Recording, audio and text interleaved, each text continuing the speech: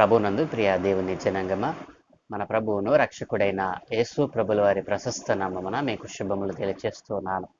నేటి వాక్య ధ్యానముగా రోమిలకు రాసిన పత్రిక 8వ అధ్యాయము 31వ వచనమును చదువుకుందాం. ఇట్లుండగా ఏమందము, దేవుడు మన పక్షమున ఉండగా మనకు విరోధి ఎవడు? ఆమేన్. ప్రభువునందు ప్రియ దేవుని జనాంగమా, చదువుకునబడిన ఈ లేఖ నిమిత్తమై, ఈ వాగ్దానం నిమిత్తమే ప్రార్థన చేద్దాం. సకల ఆశీర్వాదములకు కారణభూతుడైన తండ్రి, మా గొప్ప దేవ, నీకు స్తోత్రాలు నాయనా. మా జీవితంలో మరొక నూతన ఉదయాన్ని అనుగ్రహించారు. ప్రతి ఉదయమున నీ పాద సన్నిధి చేరి నీ వాక్యాన్ని ధ్యానం చేయడానికి, నీ వాక్యంలో ఉన్న ఆత్మీయ పాఠాలు నేర్చుకోవడానికి కృప చూపుతూ ఉన్నారు. ఈరోజు కూడా మీరు మాకు ఇచ్చిన ఈ వాగ్దానమును మా కొరకు దీవించి ఆశీర్వదించమని యేసునామమున ప్రార్థిస్తూ ఉన్నాను తండ్రి. ఆమేన్. ప్రభువునందు ప్రియ దేవుని చిన్నగమా, దేవుని ప్రేమించే వారికి అనగా ఆయన సంకల్పము చొప్పున జరిగించే వారికి మరి దేవుడు మేలులను మరి అనుగ్రహిస్తాడని నిన్నటి దినాన దేవుడు మనకు మంచి వాగ్దానాన్ని అనుగ్రహించారు. ఈ రోజున ప్రభు మరొక వాగ్దానం ద్వారా మనతో మాట్లాడనే ఉన్నారు. అదేమిటో తెలుసా? దేవుడు మన పక్షమున ఉండగా మనకు విరోధి ఎవడు? మనం ఎప్పుడైతే దేవుని పక్షముగా మనం నిలబడతామో, ఈ రోజున మనం చూసినట్లయితే మానవ రూపిగా మానవ జన్మలో ఈ లోకములో మనం జీవిస్తూ ఉండగా మానవ శరీరంతో మనం ఈ లోకముతో మరి స్నేహం చేస్తూ ఈ లోకములో ఉన్నటువంటి అనేకమైన వాటిని మనం అనుభవిస్తూ ఈ లోకముతో స్నేహం చేస్తూ ఈ లోకములో ఉన్నటువంటి దానిని అనుసరిస్తూ మనం జీవిస్తూ ఉన్నప్పుడు సాధారణమైన మానవ జీవితంలో అనేకమైనటువంటి మరి ఒడిదుడుకులు మనకు వస్తాయి, శ్రమలు వస్తాయి. అనేక మంది మనకు శత్రువులుగా మారుతూ ఉంటారు. మన ప్రమేయం లేకపోయినా మనలను శత్రువులుగా, విరోధులుగా వారు మనలను ఎడం పెడుతూ ఉంటారు. ఈ రీతిగా మనం ఆలోచన చేసినట్లయితే ఈ లోకంలో మనుష్యులు, మన చుట్టుపక్కల ఉన్నటువంటి మన స్నేహితులు, బంధువులు, ఇలా సమస్తమును మనం చూసినట్లయితే అందరికీ మనము మంచివారిగా కనబడం, అందరికీ కూడా మనము మేలుకరమైనటువంటి పరిస్థితిని అనుభవించం. కాబట్టి కొందరితో స్నేహం, కొందరితో వైరం, ఈ రీతిగా మానవ జీవితం అనేటువంటిది కొనసాగుతూ ఉంటుంది. కాబట్టి ఈ లోకములో ఎవరి ప్రేమలో కూడా మనము శ్రేష్టమైనటువంటి విషయాలను మనం గమనించలేము. కానీ సాక్షాత్తు సర్వోన్నతుడైనటువంటి దేవుని కుమారుడు తన ప్రియ కుమారుని మనకు అనుగ్రహించడం ద్వారా ఆయన ప్రేమను మన పట్ల, సర్వ మానవాళి పట్ల ఆయన వెల్లడిపరుచున్నాడు. ఏంటో తెలుసా? దేవుడు మన పక్షమున ఉండగా మనకి విరోధి ఎవడు? ఈ రోజున నాకు అనేక మంది విరోధులుగా ఉన్నారు. అనేక మంది నా మీద చెడ్డ మాటలు పలుకుతూ ఉన్నారు. నాకు అందరూ శత్రువులుగా మారిపోతూ ఉన్నారు. నేను నా జీవితంలో మంచిని నేను వారికి పంచుతూ ఉంటే, నా ప్రేమను వారికి పంచుతూ ఉంటే, వారు నన్ను విరోధులుగాను, శత్రువులుగాను భావిస్తూ ఉన్నారని నువ్వు ఒకవేళ కృంగిపోతూ ఉన్నావేమో. దేవుడు నీ పక్షమున ఉన్నాడు. కాబట్టి దేవుడే నీ పక్షమున ఉన్నప్పుడు నీకు విరోధి ఎవడు? కాబట్టి దేవుని నీ పక్షముగా చేసుకున్నట్లయితే నీకు విరోధి కానీ, శత్రువు కానీ, నీకు పొరుగువాడు కానీ ఎవ్వరు ఉండరండి. కాబట్టి ఈ దినాన నీవు ఎవరి కోసము నీ జీవితాన్ని పణంగా పెడుతూ ఉన్నావు?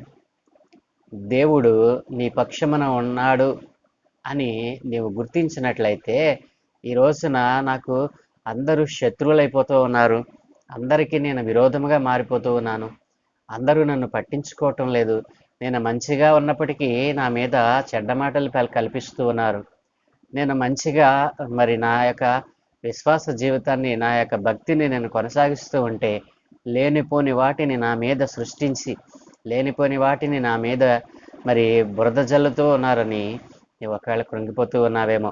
నీ జీవితంలో శ్రేష్టమైనటువంటి జీవితాన్ని నీవు జీవిస్తూ ఉన్నా అనేక మంది నీకు శత్రువులుగా, విరోధులుగా మారిపోతూ ఉన్నారేమో.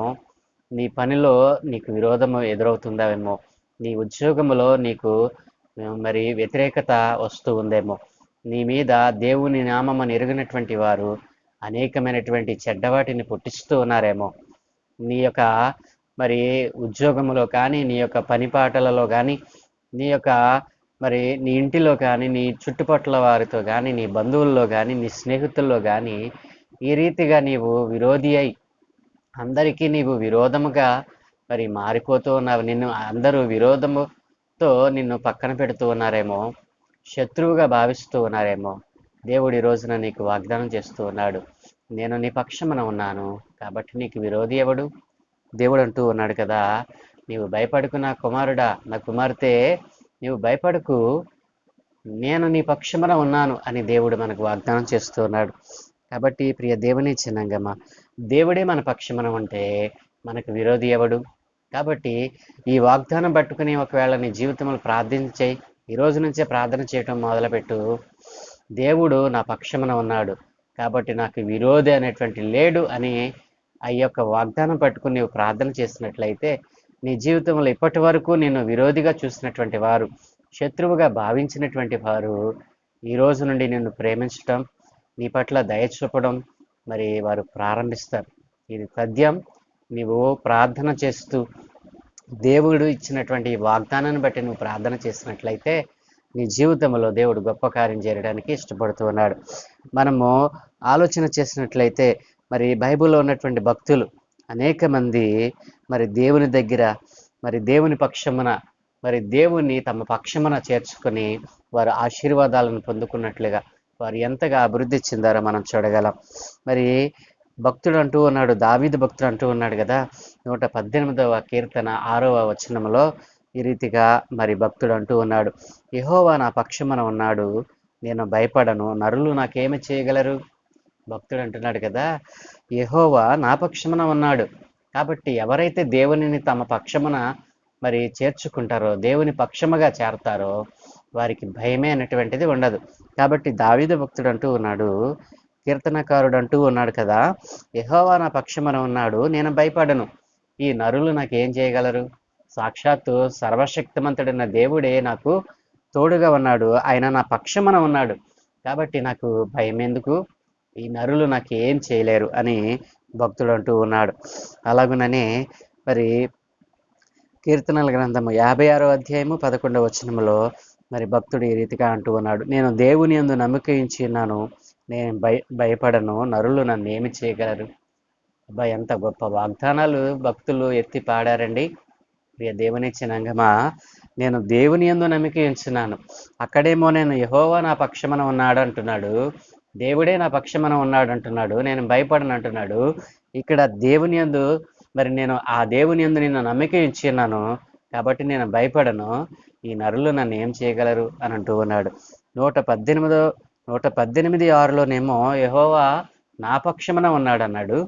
56:11లోనేమో నేను ఆ దేవుని యందు నమ్మిక ఉంచున్నాను కాబట్టి నేను భయపడను.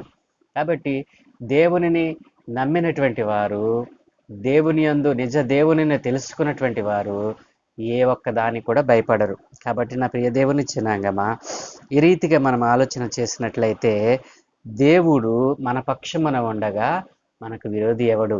ఈ రోజున ఈ లోకాధికారి అయినటువంటి అపవాది మనకు అనేక మందిని శత్రువులను తయారు చేస్తూ ఉన్నాడు. మన భక్తి జీవితంలో అనేకమైనటువంటి వ్యతిరేకతలు పుట్టిస్తూ ఉన్నాడు. అయినా నువ్వు బెదరకుండా ఆ సర్వశక్తిని యొక్క నామాన్ని అంగీకరించి ఆ సర్వశక్తిని నామములో నిలిచి ఉన్నట్లయితే ఆయన సన్నిధిలో నీవు ఆనందిస్తూ మరి నిత్యము నీవు భయం అనేటువంటిది ఎరగకుండా వీరేమి నన్ను ఏం చేయలేరు అనేటువంటి నిశ్చయతతో నీవు ఉంటావు. కాబట్టి నా ప్రియ దేవుని జనాంగమా, మరి దేవుడు తన గ్రంథములో రాయించాడు, ఏమన్నా తెలుసా?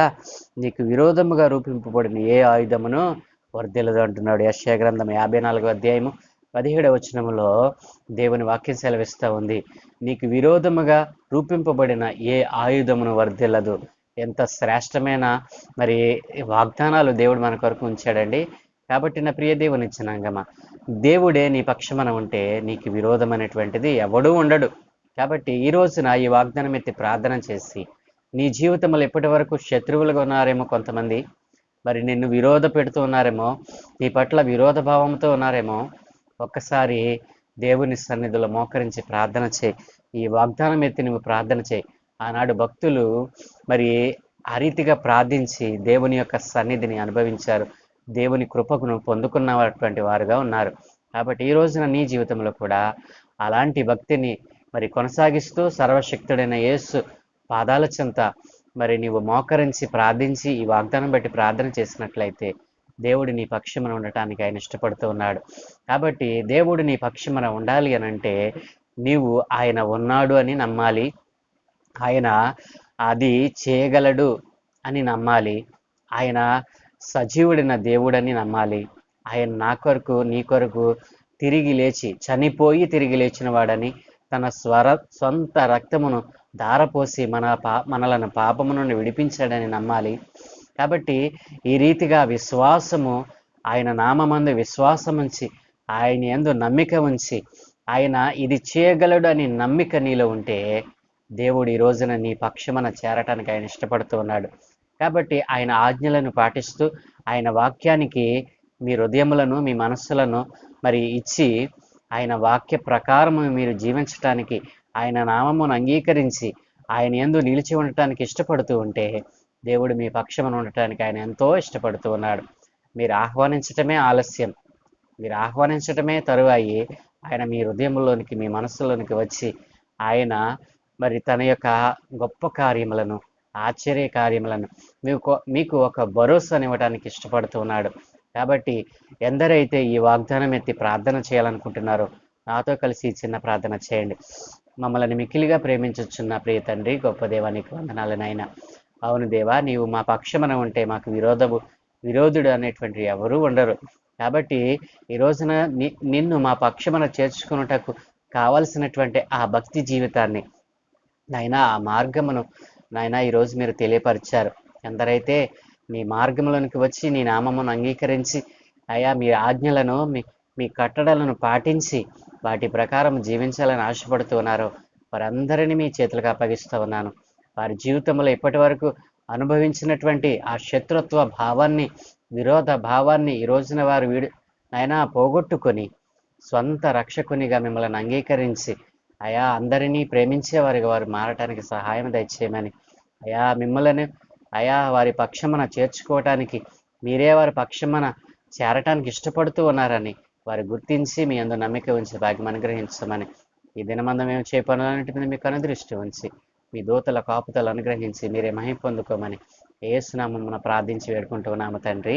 Amen, amen, amen.